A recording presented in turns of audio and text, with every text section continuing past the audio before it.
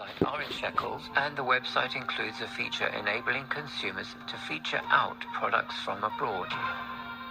Thanks, David. Well, that's our show for today. We hope that you've enjoyed the program, everybody. And don't forget to continue praying for the peace of... Legal challenge to a government ban on the wearing of masks by pro-democracy protesters.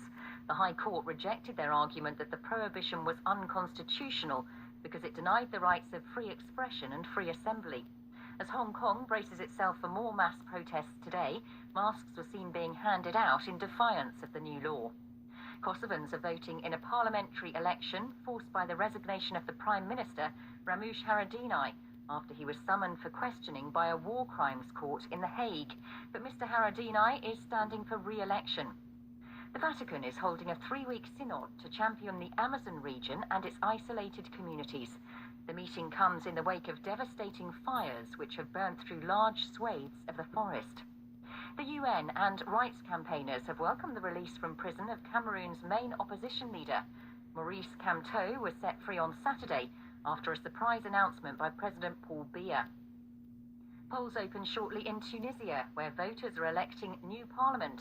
Dissatisfaction with the parties that have dominated politics since the Arab Spring 8 years ago is rife, and there may be no clear winner.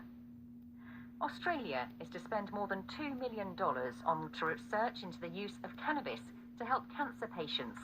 The Health Minister, Greg Hunt, said there had been only a limited number of well-designed clinical studies on medical cannabis, and more evidence was needed to support professionals in the field. And the BBC has called off a live event featuring the Nigerian rap star Wizkid after a man suffered a slash wound backstage at the concert in the city of Birmingham. He was treated by staff at the venue, but did not need to go to hospital. A police investigation has been launched. That's the latest.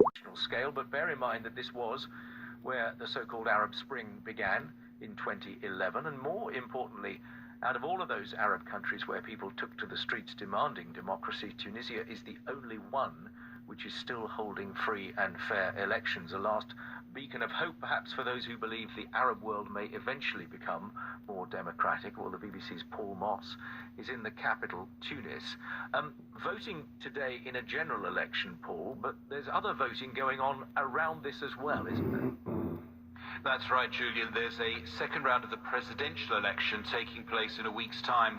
The general election was always scheduled to take place today.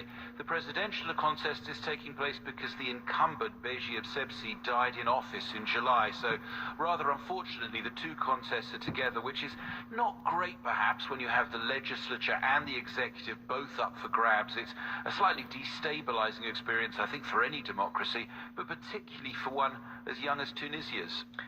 The context of this, I mentioned the Arab Spring, so-called Arab Spring of 2011. How does this fit into the region and how other people nearby are watching all this?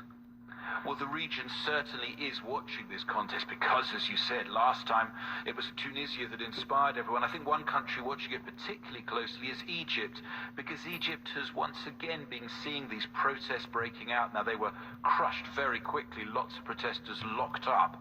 But at the same time, I've spoken to Tunisians here. They're you've got to understand, very proud that the Arab Spring began here. And certainly I've met people who say they're hoping that what happened in Tunisia may inspire others, particularly in this region.